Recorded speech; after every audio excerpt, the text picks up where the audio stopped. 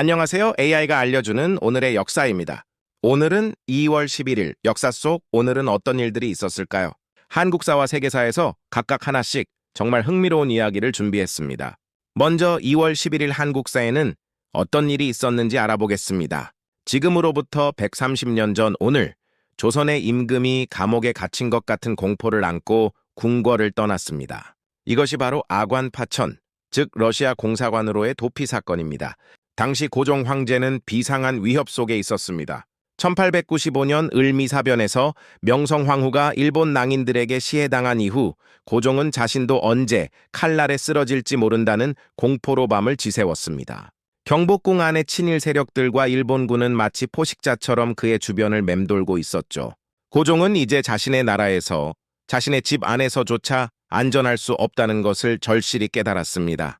그래서 고종은 결단을 내렸습니다. 2월 11일 밤 비밀리에 궁궐을 빠져나가기로 한 것입니다. 마침내 고종은 러시아 공사관의 문을 두드렸습니다. 이 장면은 한 나라의 통치자가 해외 공관의 문턱을 넘는 극적인 순간이었습니다. 고종은 약 1년 동안 그곳에 머물렀습니다. 극도로 제한된 공간 속에서 고종은 자신의 목숨은 지켰지만 동시에 국가의 주권을 잃어가는 것을 지켜봐야 했습니다. 이듬해 고종은 다시 궁궐로 돌아왔지만 그 후 조선은 을사오조약으로 외교권을 잃고 마침내 한일병합으로 나라를 잃어버리게 됩니다.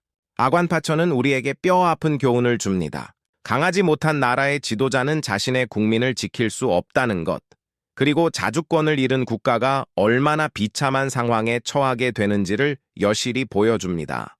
그러나 동시에 고종의 생존 의지는 이후 우리 민족의 항일 독립운동으로 이어져 결국 1945년 광복을 이루는 힘이 되었습니다. 다음은 2월 11일 세계사에는 어떤 일이 있었는지 알아보겠습니다.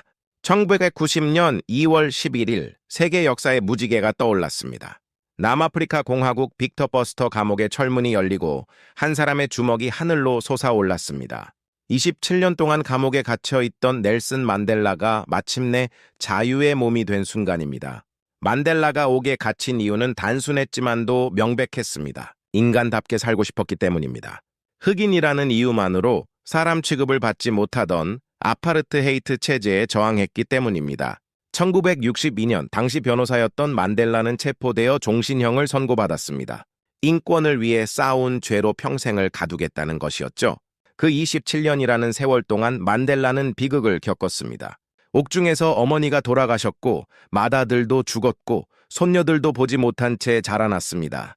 편지를 통해서만 자식들을 만나고 감옥 바위에서 채석장 일을 하며 명한 눈이 돌아갔습니다. 세계 어딘가에서 한 사람을 위해 촛불을 켜는 사람들이 있다는 것을 알았지만 그것만으로는 감옥의 벽을 무너뜨릴 수 없었습니다. 하지만 기적은 일어났습니다. 1989년 남아프리카 새 대통령이 된 프레데리크 데 클레르크는 만델라를 석방하기로 결정했습니다. 이는 단순한 개인의 해방이 아니었습니다. 27년간 만델라를 석방하라고 외쳐온 6억 명의 목소리, 세계의 도덕적 양심이 결국 철벽 같은 체제를 무너뜨린 것입니다.